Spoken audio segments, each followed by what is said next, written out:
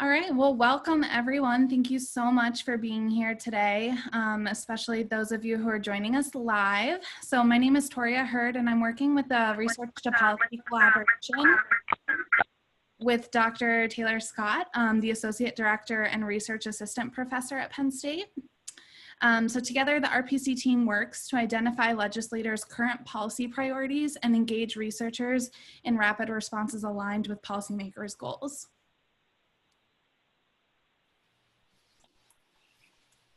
So welcome and thanks for joining us. In response to COVID-19, we're pioneering a virtual panel series tailored for state and federal legislative audiences. We bring together researchers with extensive experiences on particular topics that are about important policy issues that are related to our pandemic response efforts. So let's kick us off by seeing where our attendees are from today. If Mary, you can help us out with our first poll question. Where are you from? And while people are responding to that, we'll have our panelists introduce themselves. Yeah, so maybe Natasha, you can kick us off. Oh, you're on mute. Thank you. Hello, everyone. My name is Natasha Cabrera, and I'm a professor of human development at the University of Maryland. And I'm really excited to be here. I think this is going to be an exciting panel, and I'm looking forward to the conversation and the questions. Yeah, Waldo? Good afternoon. I'm Waldo Johnson, and I'm a professor at the School of Social Service Administration at the University of Chicago. And like my colleague, Natasha, I'm delighted to join with you today and to have what I believe will be a provocative discussion about this topic. Thank you. Armand? Yes, my name is Armand Perry. I'm a professor at the University of Louisville in Louisville, Kentucky, where I study families and fatherhood. And like both Waldo and Natasha, I'm excited to have an opportunity to engage you all today. Great. Well, thank you all for being here. We really appreciate your joining us to discuss the issues on policies related to child welfare systems, fathers, non-custodial parents, and family courts. I see we can wrap up this poll question and see what our responses are. Looks like we have majority of you guys are coming from the Northeast. Also have a fair representation from the Southeast and the West. Thanks all for joining us. I know that we're really eager to connect research and policy, and that's why we're here. So also really excited to take some questions throughout this panel, which I'll cover in just a minute. Let's go ahead and also ping our audience on the second poll question, since that'll give us some initial input from the audience about their top interest areas. So if you had to pick your top interest area, what would that be? A couple of notes on housekeeping before we get started. We want this to be an opportunity for legislative offices to connect with researchers on questions that policymakers are contending with. Please note that the Research to Policy collaboration is a nonpartisan and independent entity. We emphasize the use of empirical evidence in policymaking. As such, we do not discuss political questions or questions that are irrelevant to the focus of this panel. We do encourage respectful audience participation throughout the session with the question and answer feature. You can find that at the bottom of your ribbon and the Zoom feature by typing a question. And you can also thumbs up existing questions under that menu. We'll prioritize questions that are particularly popular, and just let us know what you're interested in. Yeah, so with that said, let's see what our answers are to the second poll question. All right, so top choice looks like supports for parents and family functioning. And then we also have other sorts of social support mechanisms that are of high interest. Service access rated high as well.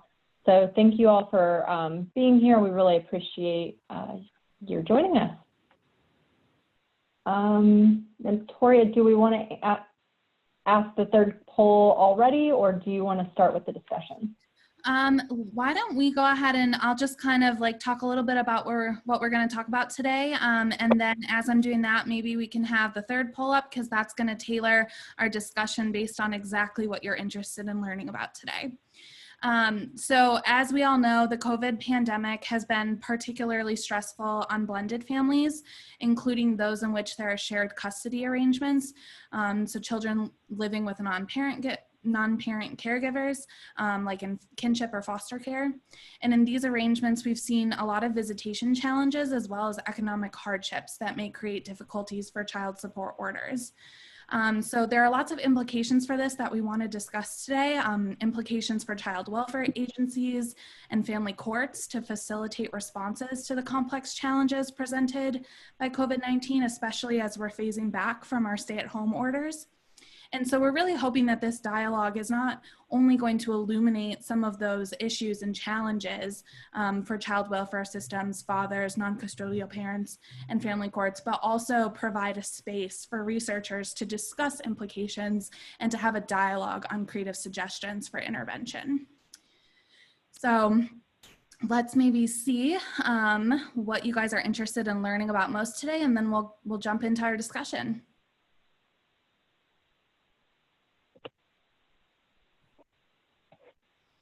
Okay, so it looks like a lot of people are interested in hearing more about the changes and the challenges. And then a lot of people are interested in talking about the role of child welfare agencies. Wonderful. All right, well, let's go ahead and dive in then. So we'll start by outlining some of the challenges. So let's talk about how the COVID-19 pandemic is affecting non-custodial parents. And maybe Natasha, you could start us off by talking a little bit about this, and especially as it relates to your research on child well-being. Yeah, thank you. Yeah, this has been an issue that has affected a lot of families with young children. My experience doing research with families and kids is very indicative of the kinds of stresses that you can put on families when things almost out of the blue change completely, especially for children, without much warning. So what I've seen in the research that we do is, for example, children, they change their childcare arrangements. And then if they had a custodial dad, he could not come to visit in the regular hours. All of that has created such an unpredictability in children's lives and days that has led to a lot of behavioral and emotional problems. Little kids find it very difficult to deal with change. Their coping skills are kind of limited. So when things change suddenly, they demonstrate in different ways. For example, they won't be able to eat at regular hours. They're not going to bed at the same time. Their routines are upset. And when the routines are upset, the behaviors are more difficult to manage. I talked to a parent who said, I lined up at a store for so long to buy food that I thought my child would like, and when I got home, he said, I don't like that food anymore. So his eating had changed, sleeping patterns are difficult for them. And when you have children who don't sleep, those of you who have children, you know that when they get a little cranky, it's even more difficult to manage their behavior. So if you put together a parent who's already stressed, who maybe lost his or her job, and then you have a situation at home when you might be in place and shelter in place in a very small place with a lot of people, and you have children who are not able to cope and to deal with the change, you have a very dynamic situation that has the most impact on children. We know that domestic violence, especially child violence, has gone up, but it's really difficult. The reporting has gone down because teachers are not around, and parents are the ones who might be, who might be able to report it. So it creates a lot of very negative dynamics at home. And so parents need support and need help to figure out how to deal with the changes that often children can handle. So I would say, the routines are changed, so the emotional and behavioral problems. Also, their ability to engage and have fun. Children have suddenly, they're clingier, they want to be around mom or dad all the time. And as I said earlier, in situations or homes when a parent, the custodial, non-custodial parent is not around anymore, you put a lot more pressure on the other parent to explain the whereabouts of the parent who's not coming around, or to explain what happened to dad.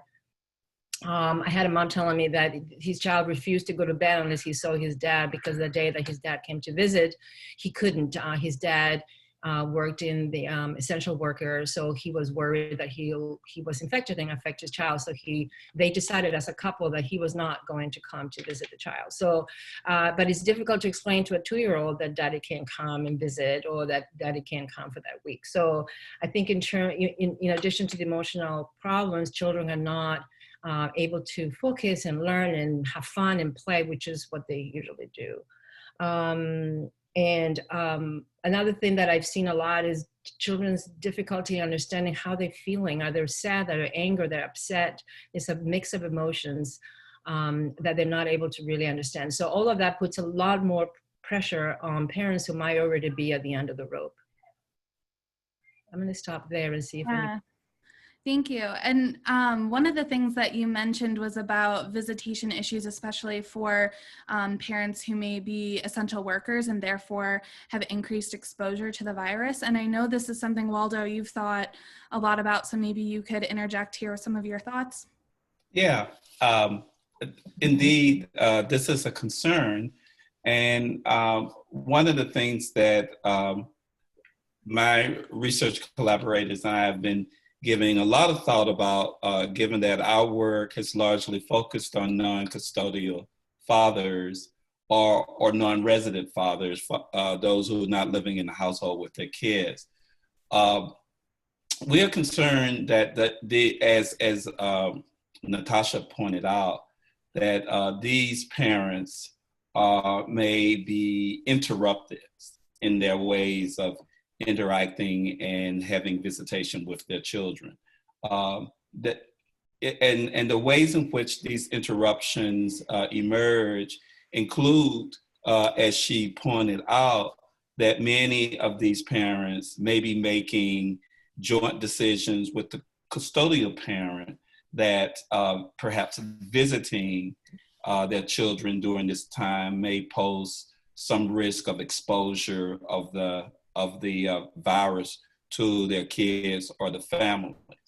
And that's a real concern, because when we think about those who may be marginalized in ways, for example, we know that, for example, African-American workers are much more likely to work in public-facing jobs. And those jobs in the food industry, in various travel related concerns have been designated as essential workers. So those individuals are facing the public a lot. And so they do run the risk of being exposed in certain ways, and how those particular exposures can then potentially affect families, that not only for the family and the households where they live, but if they're visiting other households, there could be various forms of kind of cross-pollination. I mean, another concern, as it is particularly with respect to child welfare, we have heard that in some states, child welfare agencies that are responsible for setting up non-custodial parent visitations suspended those visitations during COVID-19. This is problematic also, while on some level we might be able to understand the concern about the possible exposure. But as Natasha pointed out, this is not only a break with respect to the kinds of interactions that children often depend on having with their parents, custodial and non-custodial alike, but it also represents concern on the part of the non-custodial parent. Parents derive as much joy from their visitation with their children in ways very similar to what children do. And so fathers who are more likely to be the non-custodial parents are at risk of losing out the opportunity to be involved, to help with the management of their children. As was pointed out, the children are likely having great difficulty trying to figure out all of the changes that have suddenly come upon them. And it is likely that both parents are needed to assure them that they're still safe and they're loved. So the sudden abrupt departure or absence on the part of a parent poses a real problem. Thank you. And maybe Armand, you could weigh in too, because I know you've had some experience with child welfare agencies and some of the challenges around that and those custodial arrangements and visitation suspensions and all of that.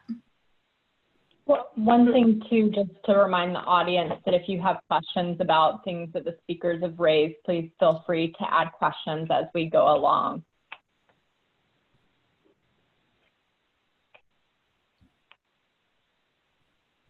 Sorry, I didn't mean to interrupt.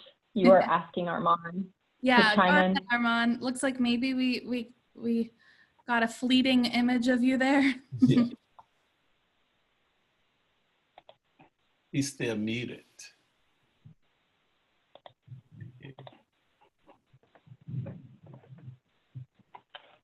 Can you hear me now? Yes. Amy can see you. Wonderful. Right, yeah. Just in the nick of time. Yeah. Again, I think that much like both Natasha and Waldo mentioned, many of the issues that the dads that I work with are non-custodial parents, most of which are dads. Most of the issues that they're facing are things that were ongoing concerns that have just been exacerbated by the pandemic. In addition to some of the things around having access to their children, the thing that we've seen the most concern about is as cities have gone into quarantines and stay at home and shutdowns, while it's also the case that some of these parents are non-essential are essential workers and are having to make decisions about the extent to which they put their health on the line to maintain the bottom line for their companies, it's also the case that just as many, if not more, parents who are non-essential workers have been either laid off or furloughed or sometimes just all out let go. And what this means is that while there's been a sort of an artificial pause in the economy, that has not been the case as it relates to those parents and their financial obligations to their children. We've seen where Congress has, in many ways, stepped in and provided some relief in terms of the CARES Act. There's a stimulus bill that has been passed. We know that there's been provisions around placing prohibitions and moratoriums on evictions and things of that nature. But it seems as though when it comes to the enforcement of child support, that has been an area that, for whatever reason, has not been influenced or impacted, even in the context of a worldwide pandemic.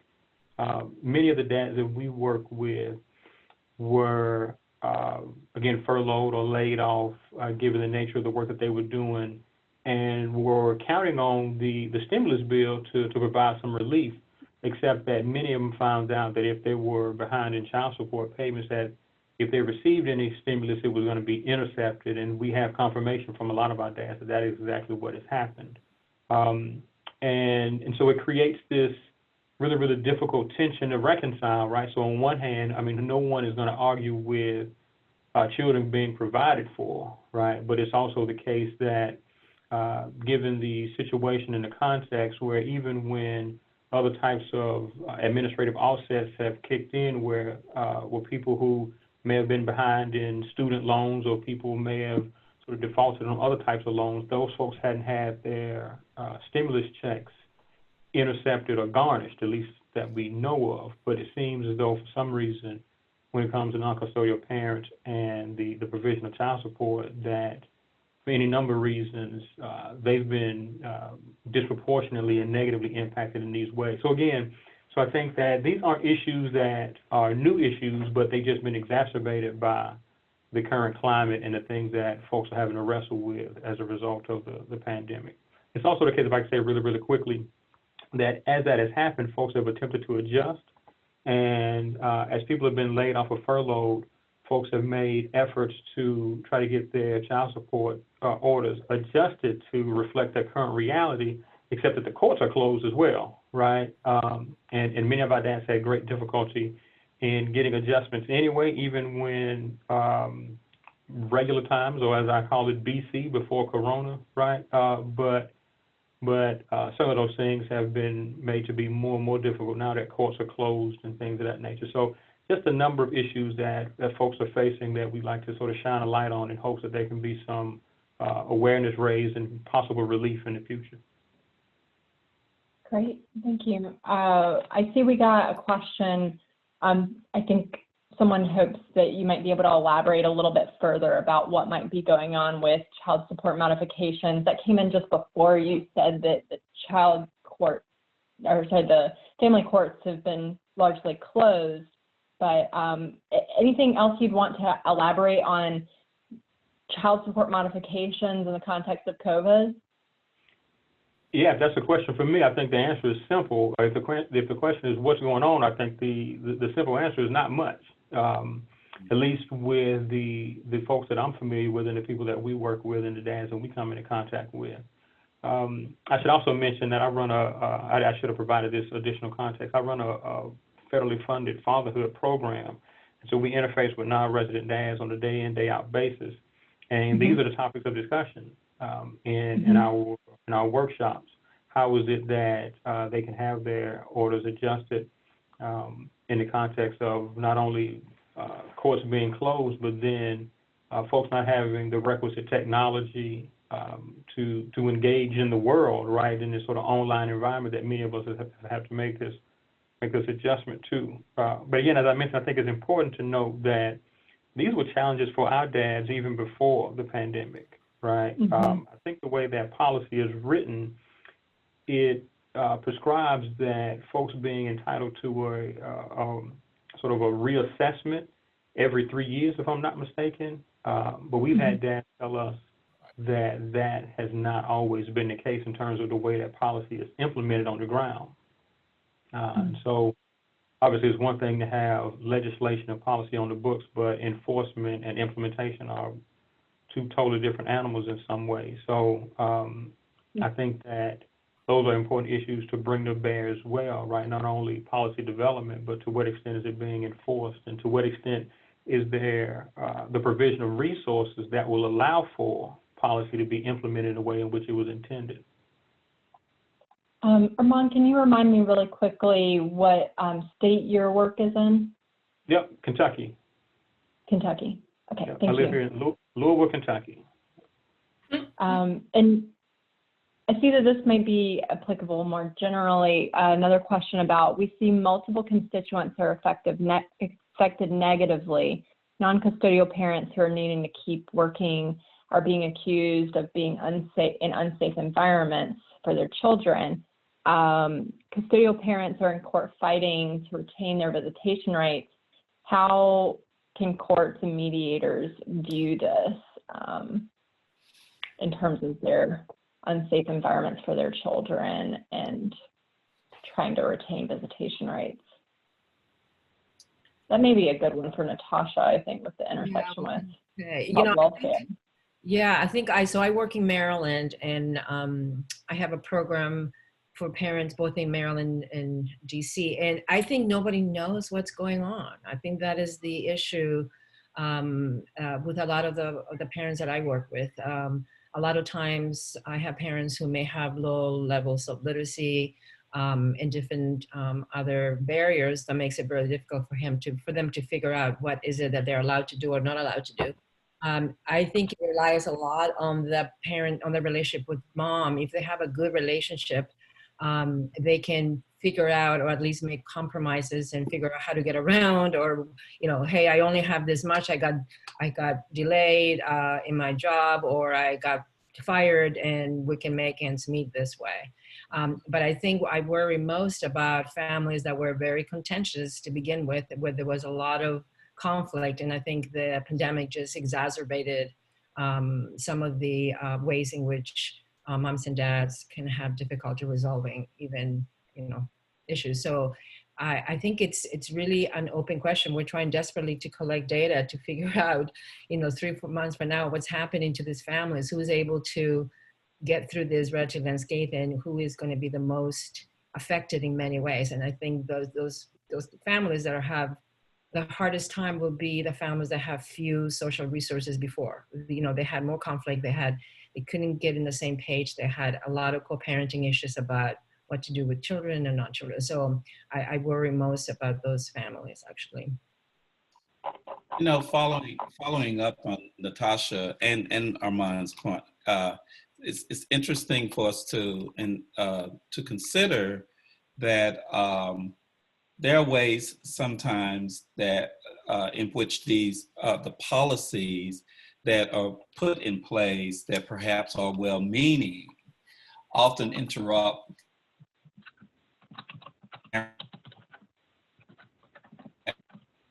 these custodial and non-custodial parents may have struggled to maintain because for the populations that I think my colleagues here, as well as those parents who are in the programs that I'm working with in Illinois, these parents, custodial and non-custodial, are marginal in many ways.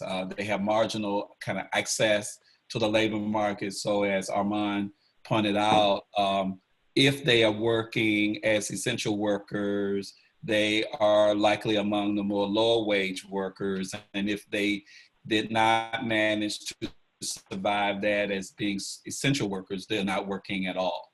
And so there are ways that seem where policies seem not to help these parents align in ways to support their even if they are not a romantic couple anymore in the support of their children. And so trying to advocate in ways to kind of make sure that dads can see their children is, and in some instances, for moms, it is not just an issue around making sure that the child has an opportunity to see the father and engagement. Yes, that's important, but there are often ways in which these non-custodial parents are also involved in some form of childcare. They're involved in other ways that support that family, that when those opportunities for engagements are cut off, it becomes really problematic. Mm-hmm. So there are ways in which the pandemic, as Armand is pointing out, has really kind of exacerbated a very difficult life course for these parents and for these children. Mm-hmm. Mm-hmm. All right, thank you guys so much for your thoughts on kind of how things have been changing with the pandemic for non-custodial parents. I'd like to move us into some of the policy dialogue of the ways in which policymakers can support non-custodial parents and complex custody arrangements during the adjustment to the pandemic. So in particular, what are the kind of recommendations we could make in terms of tools, guidance, or resources for states and other entities? Do you want us to respond in any order? I think it was not. I can say something. Yeah, sure. Go ahead. Yeah, and then Waldo and Armand will have more policy relevant issues. From the perspective of parents, I think in terms of just support or policy in DC and Maryland, for example, the state level, we put a lot of resources, or the state has put a lot of resources out for parents, and you go to the website and you can download a million things. It's very difficult for parents to access those resources in that way that they were intended to. I think my colleagues alluded to the fact technology is really limited. They can only download a few things at a time. And sometimes the writing is so dense and there's so many things that parents have a really difficult time just figuring out what can they access, what they are eligible for, and and what they need and when. For example, I'll just give you a quick example. We, in a project, we did check-in calls, just call every parent. We have about 200 families to see how they were doing. And for the most part, they were just, really thankful that someone called and remembered how, they felt abandoned, marginalized and all these things. But for one mom specifically, she is like, I can't find diapers. Diapers are just, I can't find them anywhere. She's got 2 children. And so quickly there's a diaper bank here. So we give her the name and the number and just call now and they have them. But just linking families to those resources in a way that they can use them. Just practical issues. They still have to feed their children. They need diapers, they need food. Children are unruly. They need just practical things to get them through. So I would just say making those resources available in a way that they can actually use them. So what we did is we did a tip for parents sheet, and it's just very simple things. It's telling parents, look, your child cannot cope with all this, just like you can't. And your child is going to, have these signs. He's going to need sleeping. He's going to be a little cranky. And these are the things that you can do. Just really simple tips. Make sure that you have a routine every day, no matter what. Just put the child to bed at the same time every night. It'll help. And so I think, and then we just texted these messages to parents, and they can see it, for routines, for learning, for playing. So they need help. What do I do with a 2-year-old who just won't go to bed? That's a practical issue. Aside from the fact that I don't have a job and I don't know how to get diapers from. My child support payments are not coming in. Can I just call? Can we just talk it out? I mean, there's so many, supporting the relationship between parents so they can problem solve together. Would be another important thing.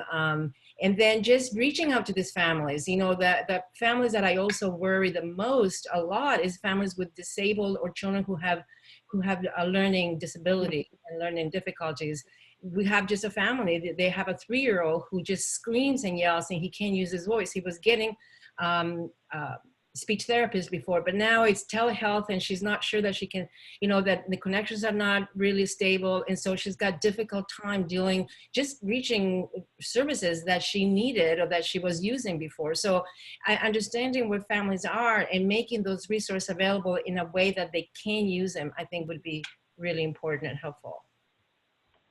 Yeah, you're describing tools that particularly would help to just sort of reinforce or leverage, maybe more efficient leveraging of existing resources. It's not like reinventing the wheel here, but really helping people to navigate what's already there. Exactly. And that is, so critical for local decision makers in particular, where resources can really vary between communities, sort of like a 411 for parents about the kind of resources that are in their existing community. Where do I find diapers? Exactly. I mean, exactly. And it just can be, if you've had a child who needs diapers, this is really critical. Right.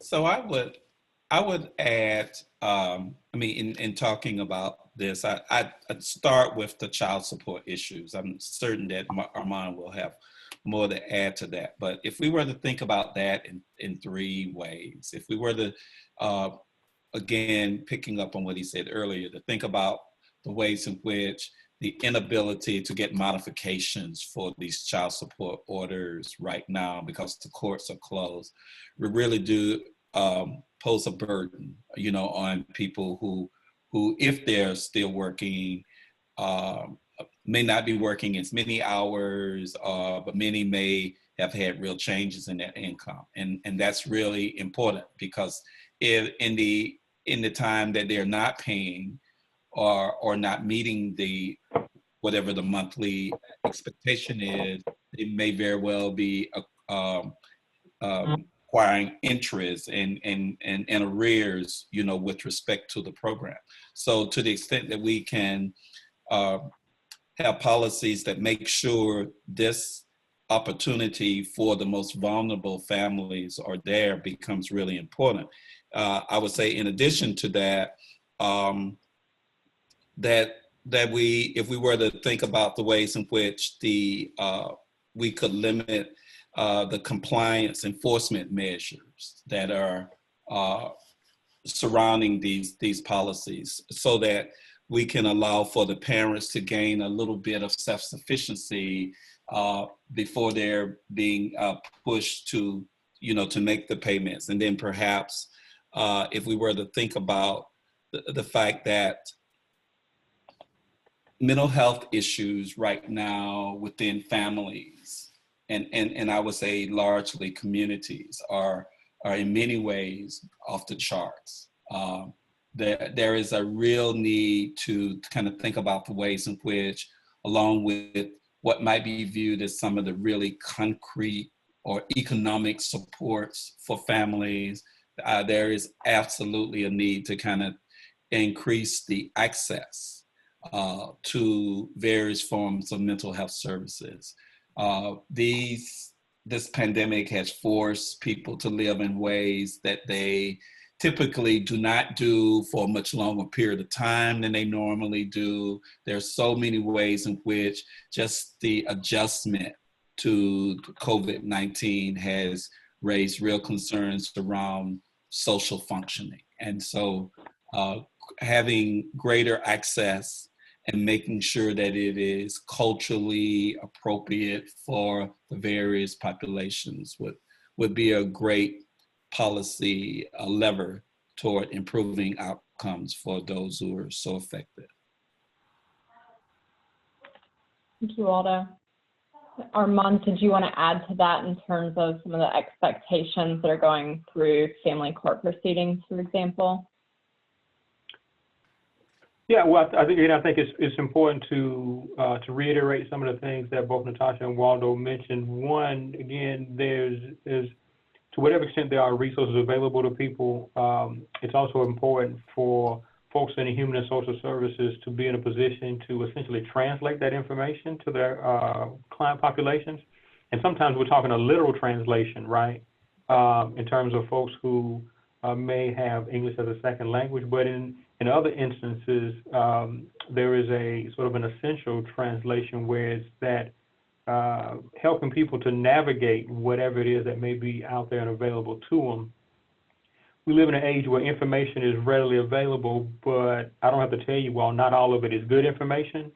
And we've seen instances where folks who have nefarious thoughts in mind have taken this as an opportunity to come up with, there's no other way to put it other than schemes and scams that are attempts to gather people's, whether it be public health information or other types of sensitive data with the promise of some sort of aid or relief, and it's all been an attempt to take advantage of folks. So again, I think that one of the things that we can do from a practical standpoint is not only providing resources, but also make sure that we're hammering the message home about where it is people can go to get solid information and real resources rather than things that may not be of any use to them, but may be an opportunity to further exploit them.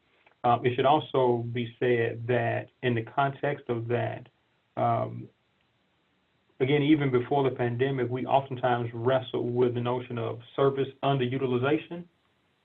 And I think in times like this, it underscores the importance of customer service in these areas, because my experience tells me that when people know that there is help available to them, and even when they know where to go to get it, how they're going to be treated in the way in which they will or won't be engaged when they show up seeking assistance matters. And so not to pick on the governor of Kentucky, because again, I think that by and large, he's done a good job and most folks would tend to agree. But I can remember early on in the pandemic when he was doing his sort of daily briefing on COVID, he was talking about the expansion of unemployment. And so I remember him making a point one day as I watched in my living room at 5 o'clock, where he talked about the idea that he wanted folks to go ahead and apply. And he was encouraging people to do that. And he mentioned, he said, there's no stigma, right? There's no stigma. And he talked about the idea that it was a pandemic. And I remember thinking, well, there's large numbers of people whose economic situations are dire even before the pandemic. And to my way of thinking, there should be no stigma attached to those folks seeking unemployment insurance, pandemic or not, right? So again, so I think one of the things that's important for us to always keep in the back of our minds is that when there is access to resources and there is solid information for people to leverage, if we're asking ourselves why is it that we still wrestle with service underutilization, it's oftentimes because when people show up to receive services, they aren't treated very well. And I think it's important for us to keep that in mind.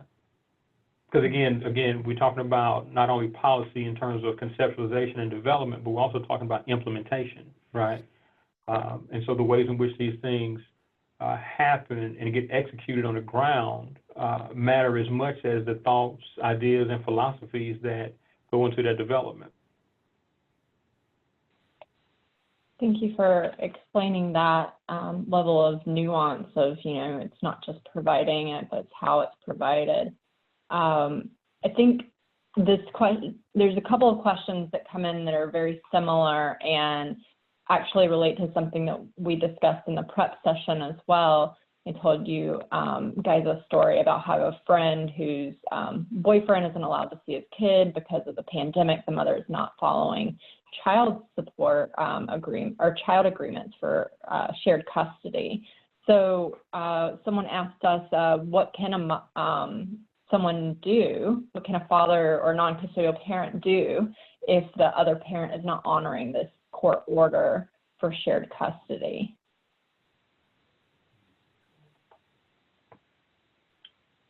I think the honest answer is not a whole lot, right? And so I want to preface my comments by saying this. Any and all of my work is in the spirit of cooperation as opposed to competition. Anyone who knows me, they know that if you gave me a magic wand, the second thing that I would do with it is I would de-gender parenting, right? I don't think we should have rigid division of labor along gender lines, particularly as it relates to parenting. So anyway, so I'm saying all that to say that the last thing you're going to hear me do is marginalize or demonize mothers. And so I want to be clear that that's not what I'm about to do. But what I will say is maternal gatekeeping is a real issue for non-custodial fathers. And time again, what happens is, even in the courts will tell you that if there's a non-resident parent, again, disproportionately fathers, but if a non-resident father does not fulfill his financial obligations to his child, there is policy on the books that will go to almost any length to hold them accountable for doing so. We're talking about the revocation of personal and professional licenses. We're talking about the stripping away of passports. We're talking about even attaching what is a criminal penalty, incarceration, to a civil matter, right? Which strikes me as less than legal. But anyway, we know that this happens every single day. But if and when that same non-custodial father approaches the court about a co-parent being willful and intentional about not honoring the parenting time or visitation agreement, oftentimes what that dad gets is, well, these are separate matters, right? And so again, so from a policy standpoint, I've been of the mind that for quite some time now, we've needed national guidelines around parenting time and or visitation. I think that we certainly have the expertise, much of it right here on this panel, right? Folks who know child development, people who know the ways in which children grow and can benefit from having relationships with both of their parents, the way that children thrive in those situations and circumstances.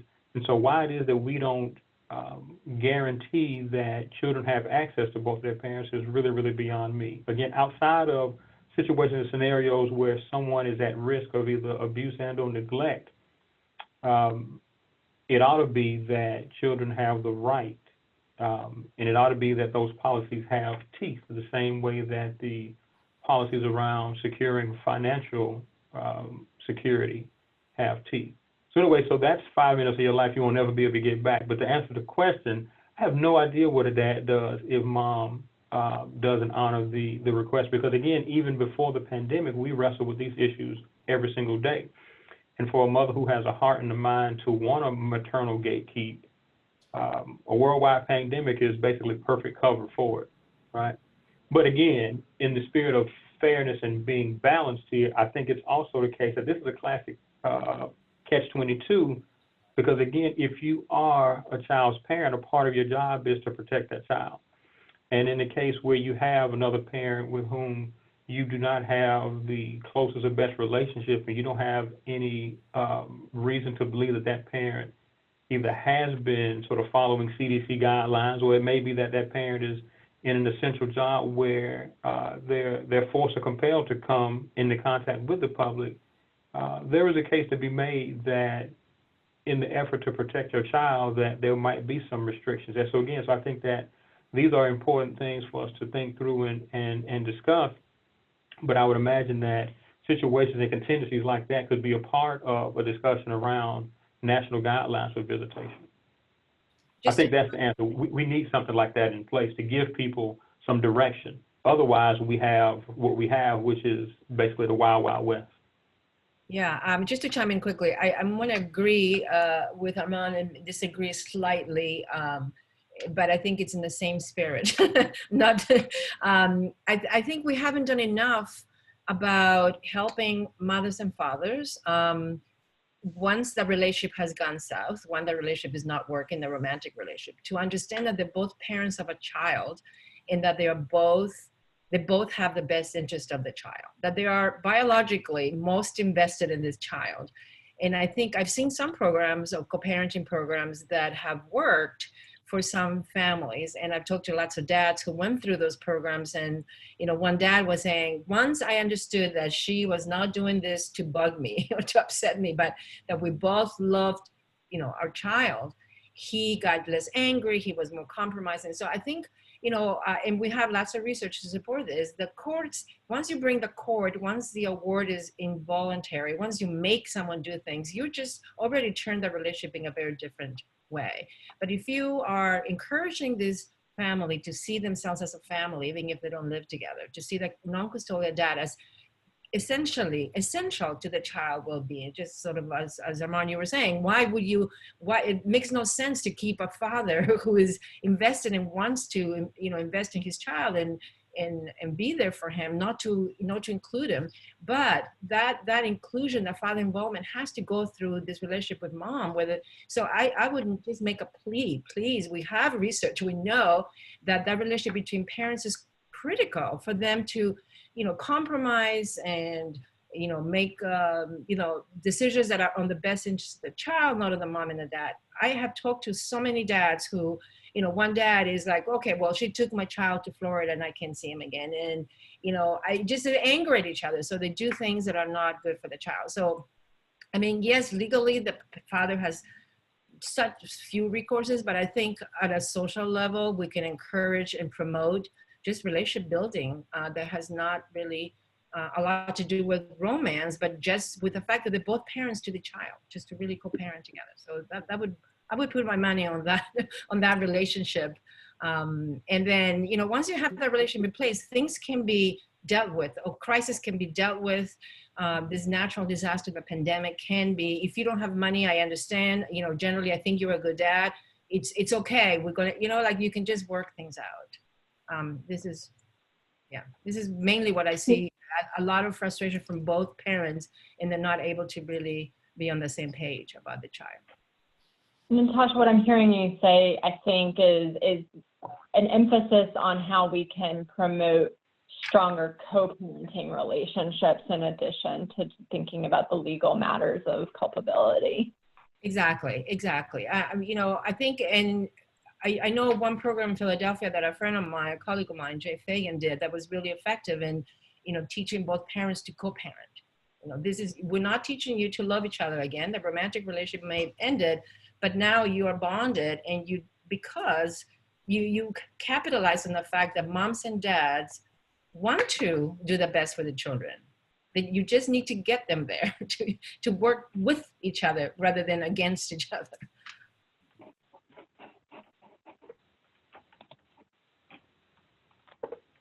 Great. I see we have just a few minutes left for maybe one other question.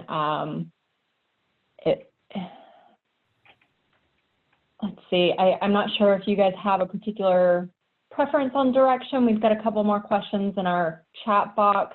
Whichever the questions are, I'd love to see what people. Sure. So there's one that's about like what mental health services might look like. There's one that's asking about how has this affected the foster care system. Another one that's asking about what can parents kind of do to advocate for their own changing of custody laws. So how would you guys like to spend the next few minutes?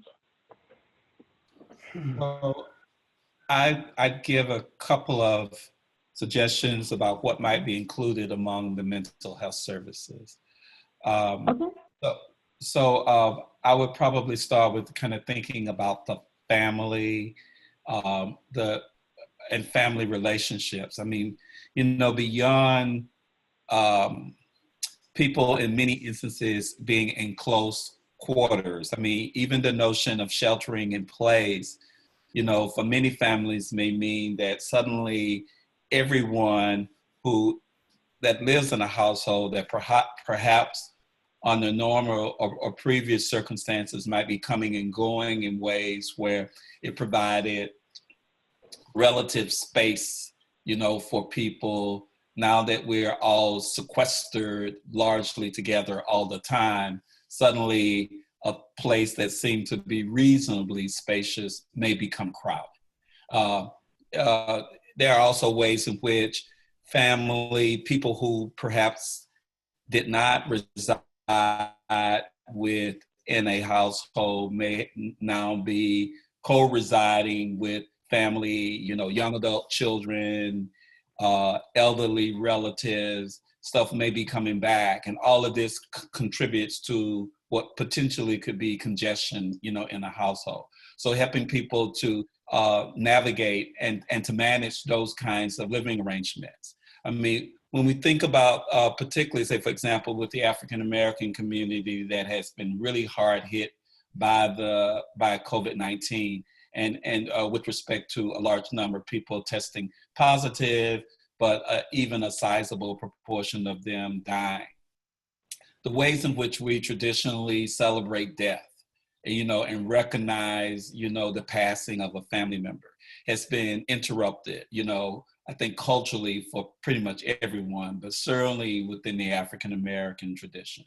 So there are ways in which, as I think about fathers being men who have various traits around masculinity that do not often allow them to acknowledge loss and to grieve, you know, publicly and collectively, may be really challenged in these moments as loved ones are passing on, you know, or even during the time when people are testing positive and may be staying in, may be required to be hospitalized for long periods of time. So those are just some examples, but even just as we just kind of think about all of the ways in which we normally function, that suddenly came to a screeching halt.